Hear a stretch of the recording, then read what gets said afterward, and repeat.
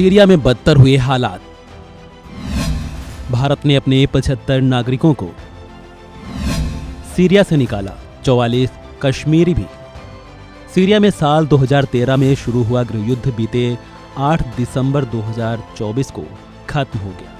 8 दिसंबर को विद्रोहियों ने बशर अल असद की सरकार का तख्ता पलट कर दिया, जिसके बाद से विद्रोही गुट हयात तहरीर अल शाम ने अपनी दावेदारी भी ठोक दी है, जिसके बाद से सीरिया में हालात काफी ज्यादा संवेदनशील हो गए हैं।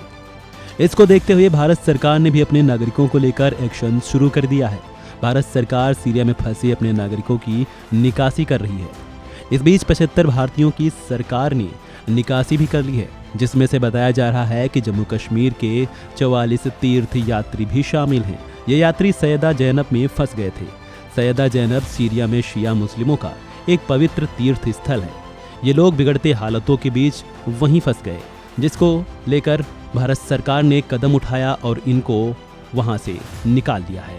भारतीय विदेश मंत्रालय ने भी इसको लेकर प्रेस नोट जारी किया है, जिसमें बताया गया भारत सरकार ने सीरिया में हालिया घटनाक्रम के बाद आज 75 भारतीय नागरिकों को सीरिया से निकाले गए लोगों में जम्मू कश्मीर के 44 जायरीन भी शामिल थे, जो सैयदा जैनब में फंसे हुए थे। सभी भारतीय नागरिक सुरक्षित रूप से लेबनान पहुंच गए हैं और उपलब्ध वाणिज्यिक उड़ानों से भारत लौट आएंगे। सीरिया में सुरक्षा स्थिति के हमारे आकलन और भारतीय नागरिकों के अनुरोध के बाद दमिश्क और बेरूत में भारत के दूतावासों द्वारा समन्वित निकासी को प्रभावी बनाया गया। भारत सरकार विदेशों में भारतीय नागरिकों की सुरक्षा को सर्वोच्च प्राथमिकता देती है।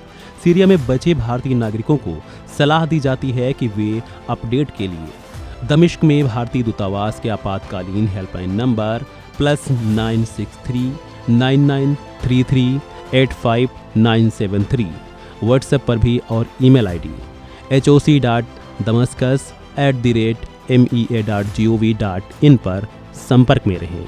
सरकार स्थिति पर बारीकी से नजर रख रही है। बता दें कि सुन्नी बहुल सीरिया में करीब 5 दशकों तक राज करने वाले बशर परिवार के राज का 54 साल बाद अंत हो चुका है। बशर के पिता हाफिज ने यहाँ साल 1970 में तख्ता पलट करके ही सत्ता संभाली थी, तो साल 2000 में पिता ने सत्ता की गद्दी बेटे बशर अल असद को विरासत में दी।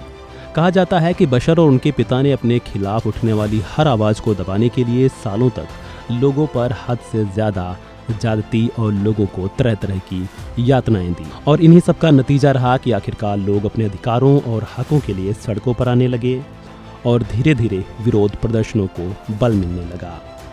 साथ ही समय समय पर ये विद्रोह शांत तो हुए, लेकिन इनकी चिंगारी कभी भी नहीं बुझी, और जिसी का नतीजा है कि 8 दिसंबर को बशर की सत्ता को लोगों ने उफाड़ फेंका।